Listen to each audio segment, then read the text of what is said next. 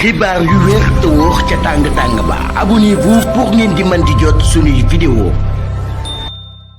dal leen ak jàmm seen chaîne bi di Buzz 221 HD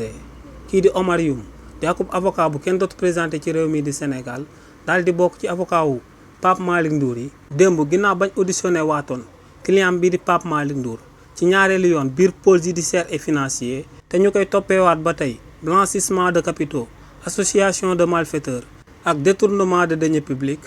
ba noppi daal di koy placé sous bracelet électronique kookee di Omar Youm ne li ni mel léegi mu daal di dakk si li ni mel buñ sukkandikoo ci kii di Omar Youm ne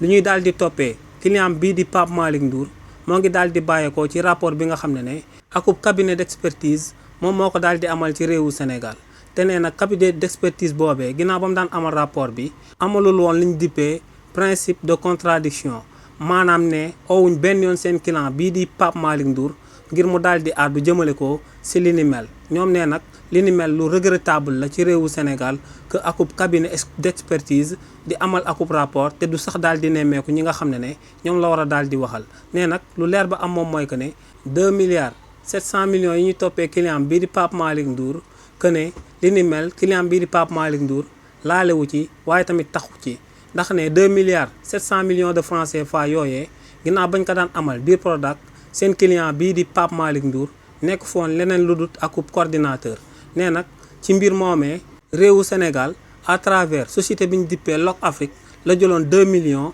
700 millions yooyee daal di koy jébbal Green 2000 te akub entreprise espagnole bi nga xam ne moom lañ dénkoon Prodac donc ne coordinateur bii di Pape Malick Ndour amul woon pour daal di jël xaalis bi daal di koy jébbal kenn ci ñaari structure yooyee waaye ne transaction financière boobee si diggante ñaari structure yooyee la jaaroon te ne yoonu kii di Pape Malick Ndour nekku ci donc moom ne ci dossier bi nga xam ne moom la ñuy toppee client bii di Pape Malick Ndour lu ci justice réewu Sénégal war a daal di amal du lenn lu dul akub non lieu ndax moom ne client bii di Pape Malick Ndour dafa blanc comme neige ne deful dara waxul dara donc kenn waru koo daal di topp si li ni mel ne lu leer ba am moom mooy que li ñu bëgg moom mooy restreindre liberté bi nga xam ne moom lañ daal di tënk kii di Pape Malick Ndour daal di koy assigner à résidence daal di koy takkal aku bracelet électronique que ne li ni mel yoonu réewu Sénégal daal di koy dakkal daal di bàyyi seen client bii di Pape Malick Ndour bu ko defee kookee daal di nekk si jàmmam ñu bañ koo takkal aku bracelet électronique. xibaar yu wér te wóor ca tàng